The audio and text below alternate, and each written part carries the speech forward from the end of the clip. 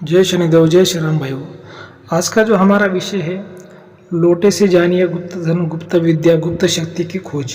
इसके बारे में आज हम चर्चा करने वाले, विश्लेषण करने वाले।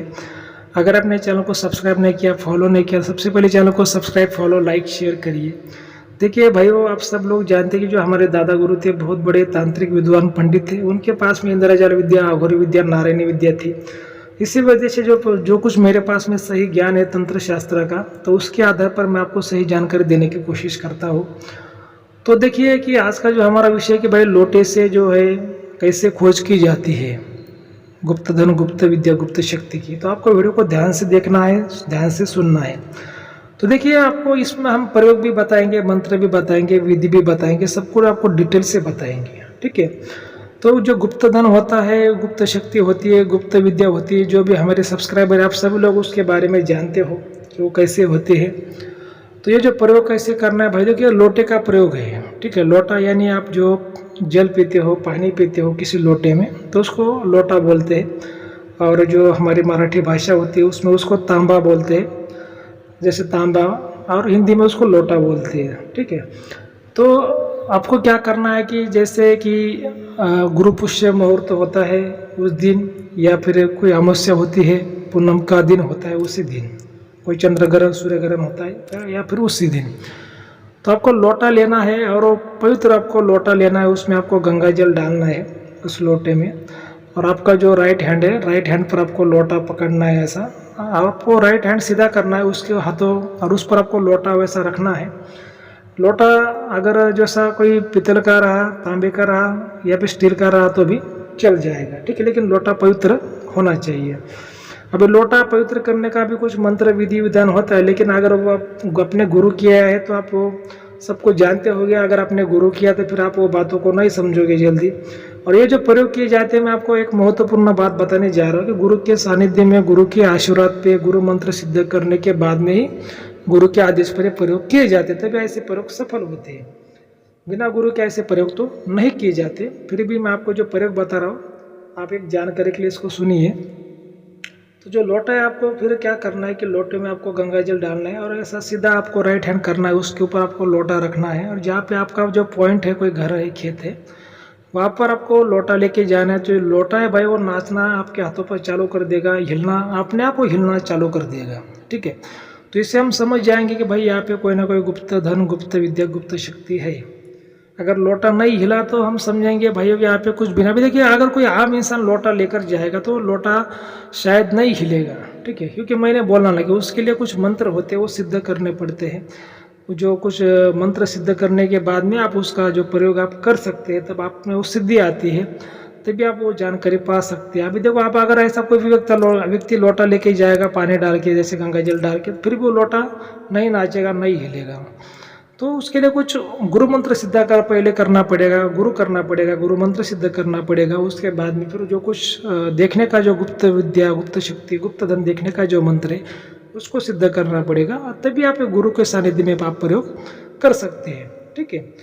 तो जब लोटा नाचेगा तो हम समझ सकते हैं वहाँ पे कोई ना कोई बात है, नहीं नाचेगा तो बोलेंगे भाई यहाँ पे तो कुछ नहीं है। ठीक है। तो ऐसा इंद्रजाल विद्या का, अघोरी विद्या का प्रयोग है। अभी देखिए, तंत्र शास्त्र का प्रयोग है तमोगुण। जैसे सनातन धर्म में जो 3 गुण है, रजोगुण, तमोगुण, सतोगुण।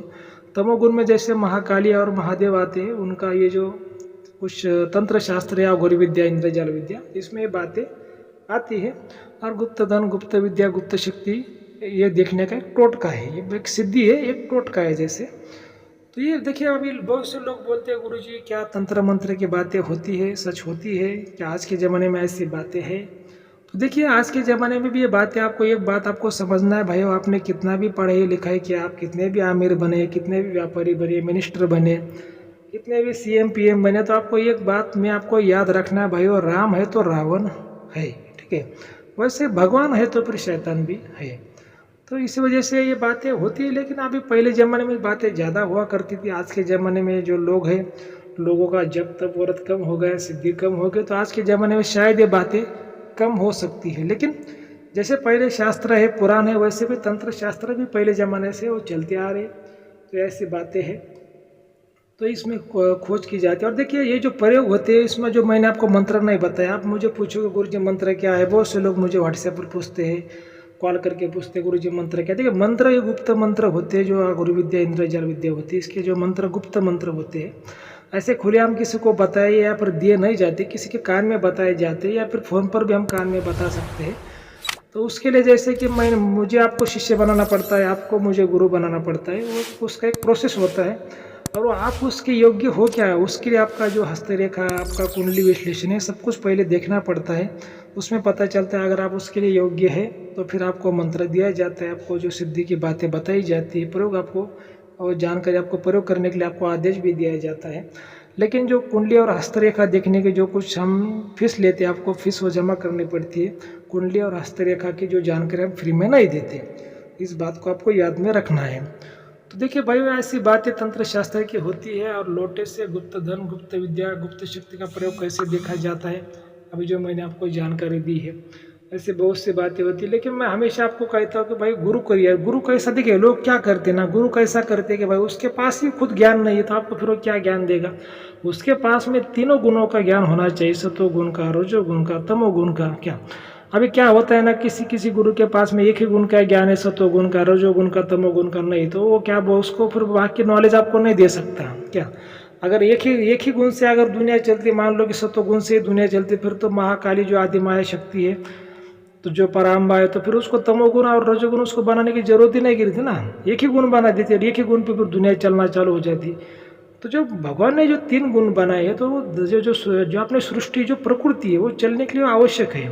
तो इसी वजह से कोई भी गुरु के लिए ये 3 गुणों का ज्ञान पहले होना आवश्यक है। देवता त्रिशक्ति का भी उनके पास में ज्ञान होना आवश्यक है, जो गुरु होता है उसके पास में। तो ठीक है, ऐसी बातें होती है भाइयों।